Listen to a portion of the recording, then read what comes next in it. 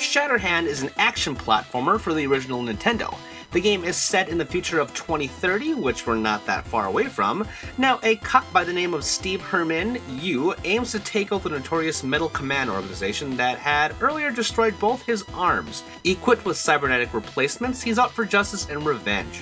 It's kind of a classic nonsense NES plot from the 90s, but hey, it works.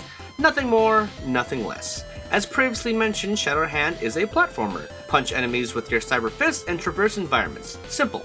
There are also a series of slot-like upgrades throughout each level with 3 acquired states. Once they line up, they'll create a little robot.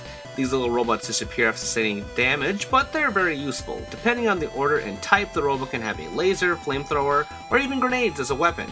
Herman can even power himself up once per level, indicated by changing his jacket from green to red. There are also health restorers in each level as well. Even with all these upgrades, the game is still hard as hell. The game begins on a starter level, but then opens up in a Mega Man-like style, wherein you can choose your stage. There are 7 stages in all: the beginning, 5 intermediate stages, and then the final one. Each stage is divided into 3 parts: beginning, checkpoint, and boss. Unfortunately, if you die in any part of the level, you must restart at either the beginning or checkpoint. So if you make it to the boss, you still need to fight your way back from that checkpoint. It's frustrating and challenging, and only NES games could do. It takes a lot of practice, patience, and quick reflexes in order to make it to the end, again, like Mega Man. For the time, I can see Shatterhand being a great game. It's challenging, yes, but not impossible like Battletoads.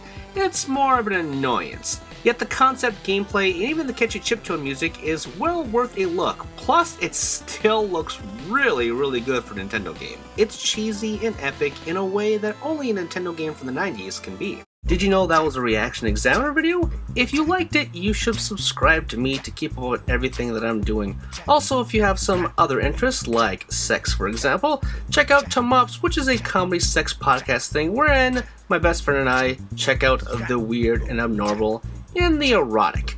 And of course, you should support me on Patreon because, hey, I want to make the channel better and I want your help to do so. Plus, if you want to check out my writing, check out Game Jerk, where I have archives and new stuff for all projects, okay? You can find all the stuff and more in the description with the links below.